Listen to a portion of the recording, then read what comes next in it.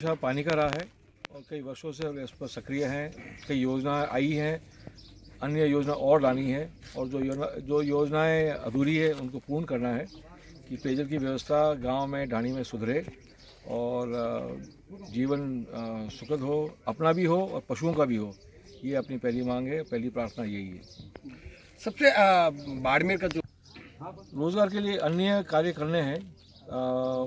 कोई इंडस्ट्री का भी होता है, उससे भी रोज़गार बढ़ता है, परंतु रोज़गार के लिए अपने युवाओं को शिक्षित और करना है क्योंकि उनके स्किल बढ़े और इसके लिए कोई केंद्र और खुलें, इंडस्ट्री वालों से और बात करके उनको और प्रशिक्षित करें। इससे जाकर जो उनके स्किल बढ़े और उनको चाहे लोकल कोई बड़ी कंपनियां हैं उनमें नौकरी मिले या अन्य और कंपनी बाहर से आए, तभी जाकर ये रोज़गार की व्यवस्था सुधरेगी और वो सुधारना बहुत अति आवश्यक है। पहले की राजनीति का जो संबंध रहा है आपस में राजनेताओं के और मतदाताओं के, नागरिकों के, वो संबंध हमेशा डायरेक्ट होता था।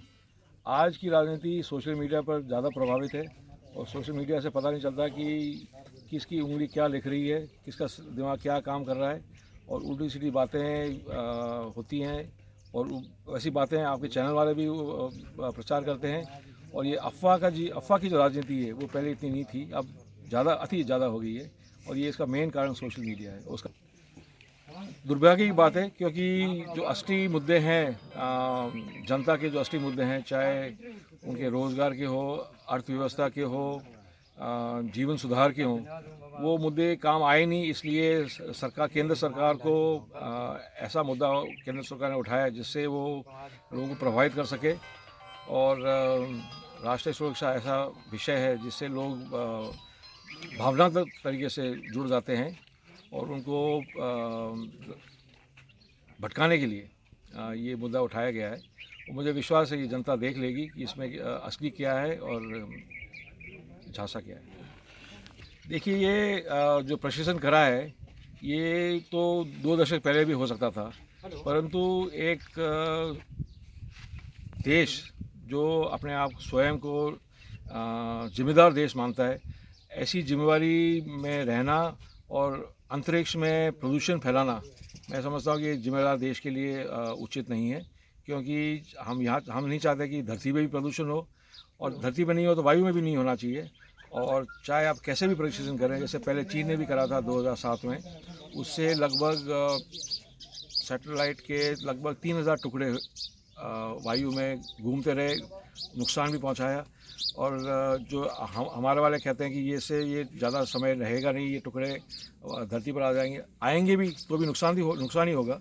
तो प्रदूषण से दूर रहना हम सब की जिम्मेवारी है और हमें नहीं करना चाहिए। ये तो एक जिम्मेवार देश और जिम्मेवार नागरिक की कर्तव्य बनता है और वो हमें करते हुए निभाए नहीं, इसलिए मुझे दुख है। उनकी एंट्री का लोगों ने स्वागत करा है, कांग्रेस के कार्यकर्ताओं ने स्वागत करा है और यूपी की जनता ने, जहां उनकी जिम्मेवारी है वर्तमान में पूर्वी उत्तर प्रदेश में, वहां भव्य रूप से स्वागत हुआ है और मैं चाहता हूं कि वो आगे बढ़े। उनकी लोकप्रियता है, उनका जो आचरण व्यवहार है लोगों के साथ, उससे लोग प्रभावित होते हैं और हुए भी हैं और मैं चाहता हूं कि यूपी की जिम्मेवारी वो निभाए, उसके साथ साथ अन्य राज्यों में भी वो प्रचार में आए जिससे कांग्रेस पार्टी को लाभ मिलेगा।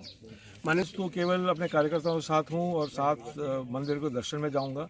हमारे यहाँ जो स्थानीय देवी देवता हैं, लोक देवता हैं और कुल देवी है, वहाँ जाकर दर्शन करके आशीर्वाद मांगूंगा और नामांकन की तिथि सबके साथ बैठकर तिथि निकाल कर उसकी घोषणा करेंगे।